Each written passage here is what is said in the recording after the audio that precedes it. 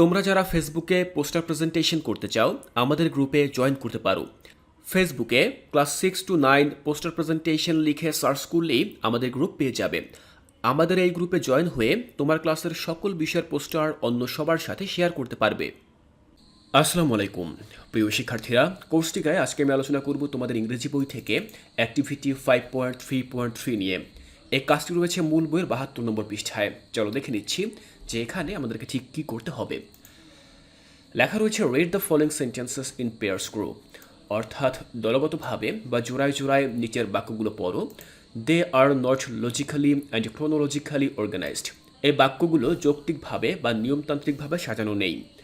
Identify the different cohesive devices used to connect the sentences and organize them to make a meaningful paragraph.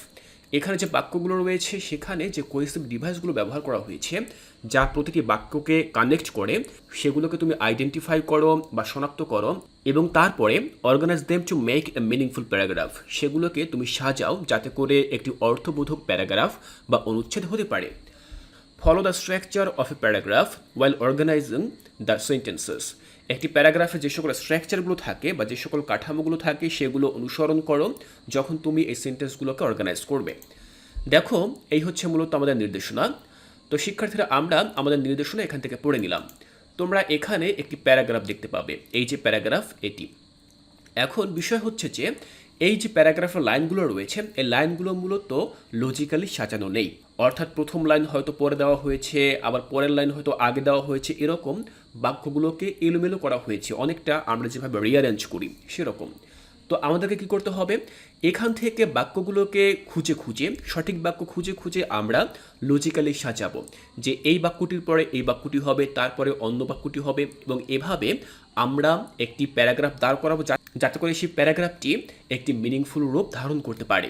এবং সেটি আমরা কিভাবে করব, এখানে একটি ছক রয়েছে, এই ছকের মধ্য দিয়ে মূলত আমরা এই প্যারাগ্রাফটিকে দাঁড় করাতে পারি, অর্থাৎ সেটিকে অর্গানাইজ করতে পারি। এবং সবশেষে অবশ্যই আমাদেরকে সেই প্যারাগ্রাফটি আবার লিখতে হবে কিভাবে আমরা সেটিকে অর্গানাইজ করেছি। তো চলো দেখে নিচ্ছি কিভাবে এই কাজটি আমরা করতে পারি।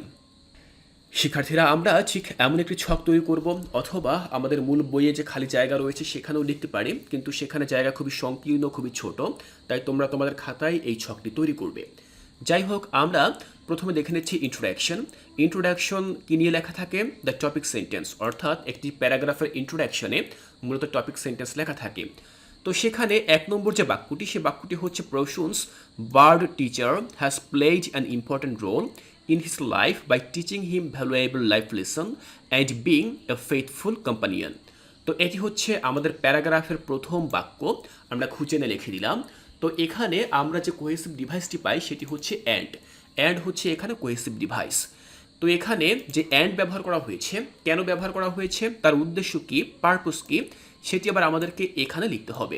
তো কী কারণে অ্যান্ড ব্যবহার করা হয়েছে সেটি লেখা রয়েছে। Connecting two similar information, valuable life lesson and being a faithful companion.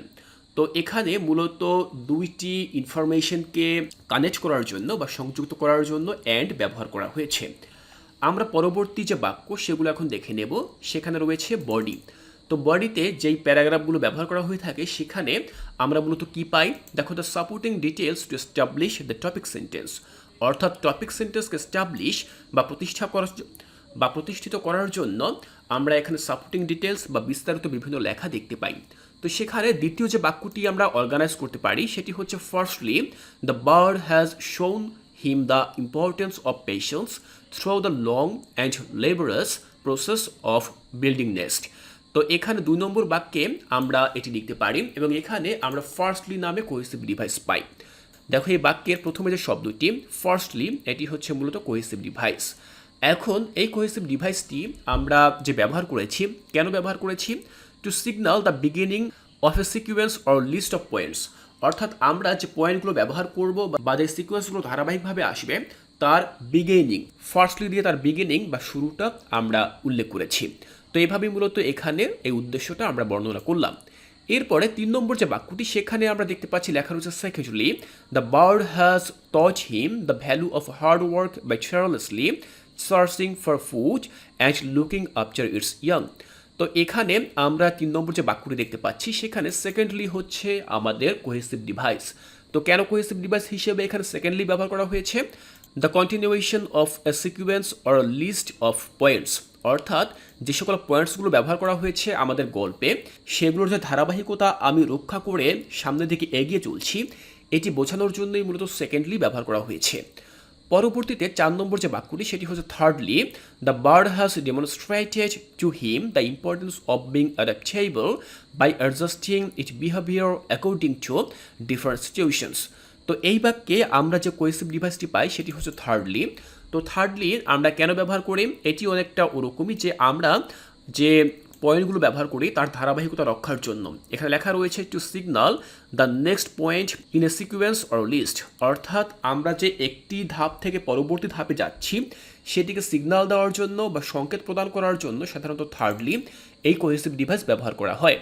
এরপর দেখো 5 নম্বরে লেখা রয়েছে finally, bird has provided a constant source of joy and comfort for Prasun, providing him with a loyal friend and companion. তো এখানে আমরা finally পাই। তো finally আমরা কখন ব্যবহার করি? আমরা কিন্তু প্যারাগ্রাফের শেষের দিকে ফাইনালি শব্দটি ব্যবহার করি। তো এই কোহেসিভ ডিভাইসটি এখানে কিসের জন্য ব্যবহার করা হয়েছে? To indicate the last point in the sequence. দেখো এতটুকু পড়লে আমরা বুঝে যাব আমরা যে আমাদের প্যারাগ্রাফের লাস্ট সিকোয়েন্সটি ব্যবহার করছি এটিকে ইন্ডিকেট করার জন্যই মূলত এখানে ফাইনালি শব্দটি ব্যবহার করা হয়েছে। এরপরে আমরা সবশেষে দেখব কনক্লুশন। তো কনক্লুশন কেন ব্যবহার করা হয়?